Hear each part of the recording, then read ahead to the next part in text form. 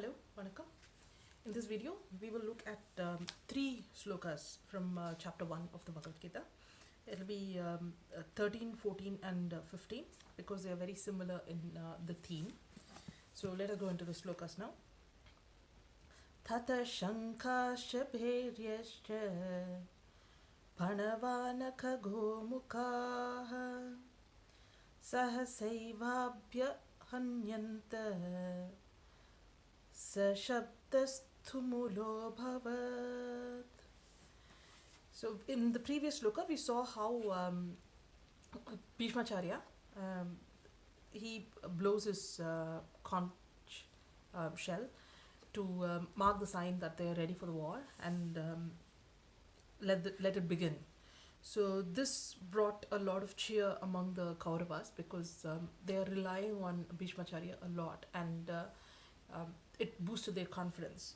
So the moment they hear Bhishmacharya's conch shell blowing so loudly, they start drumming. So that's what the bhairyas means, large drums, and then they also use horns of cows, and they blow the horns, and they're making huge amount of noise to lift their spirits and cheer themselves up. So in the next sloka, Tata shvetair yukte mahati syandhe nestithau madhava pandavaschaiva divyau shankau pradatmatuhu. So in this, now they're talking about the Pandavas. You've already seen that the Kauravas have been blowing their conch shells and making all the noise to sign that they are ready. So now what is the response of the Pandavas? The Pandava are also ready and they start blowing their conch shells. So Madhava and Arjuna, who are on beautiful white chariot which has been given by Agnidev to them. So they both are sitting in chariot drawn by white horses. And Madhava, it's quite interesting to note that Krishna has been referred to as Madhava. And remember that all this is being narrated by Sanjaya to Dhritarashtra, who is blind and who can't see what's going on in the war field. So Sanjaya is narrating all that he is seeing through his transcendental vision. So he is saying the chariot drawn by white horses in which Madhava and Arjuna are sitting. The reason Madhava is quite significant is because Madhava actually refers to the husband of the goddess of prosperity, and the goddess of prosperity is Lakshmi. So because wherever the Vishnu is, Lakshmi is also with him. They never go, they never split. So it is imperative that the goddess of prosperity is also with Arjuna because Krishna is with Arjuna. So it almost seems like Sanjaya is trying to very subtly make the point that it was not a good idea to wage this war given that Lord Krishna and Lakshmi are on the side of Pandavas. So it is also interesting to see that whereas in the previous slokas it was said that they made a lot of loud sounds made by the Kauravas, in this it is said that the sound is Divyam. So Divyau Shankau.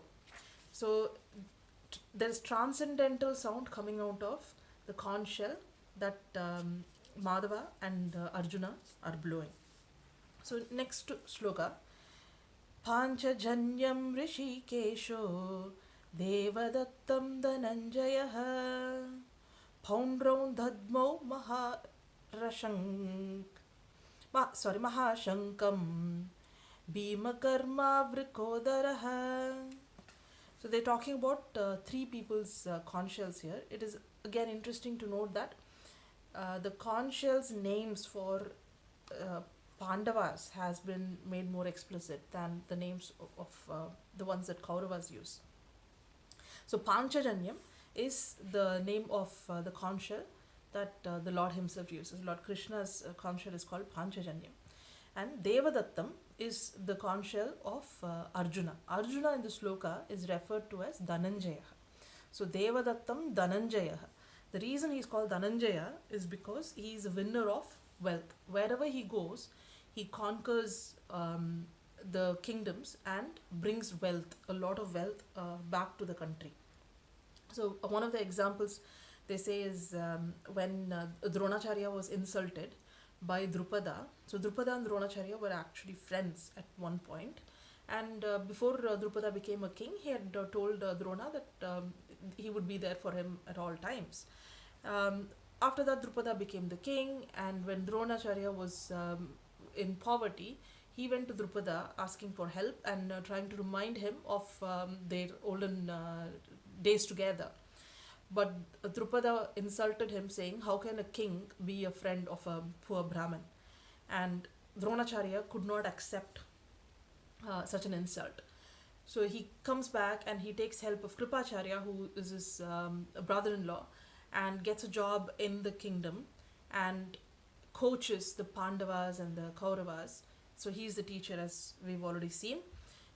He teaches these Kshatriya warriors, and Arjuna, being one of his favorite students, he gets Arjuna to wage a war on Drupada. And knowing Arjuna's valor and capability, Drupada is defeated in that war, and much of the wealth of Drupada is taken.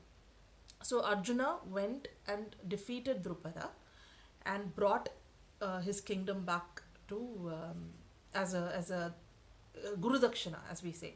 Any teaching that is done has to be at a price. They have to pay the fees for learning. Otherwise, it is said that the learning will not be effective. So Dronacharya was given the kingdom of Drupad as Guru Dakshina by Arjuna. So he went there and won the wealth. So that is one of the reasons why he's called Dhananjaya, winner of wealth. But of course, Dronacharya only took half of the kingdom and made Ashwatthama the king of that half, and returned half of the kingdom to Drupada out of goodwill. So that is another story within Mahabharata. And then in this sloka, we're also seeing that Bhima, the one that performs Herculean tasks, he is blowing his conch shell, which is called Poundram. So we saw Panchajanyam is for Madhava or Krishna, Devadattam is Dhananjaya's or Arjuna's conch shell, and Poundram is Bhima's conch shell. In the next video, we'll go to the sloka 16 to 18. Thank you.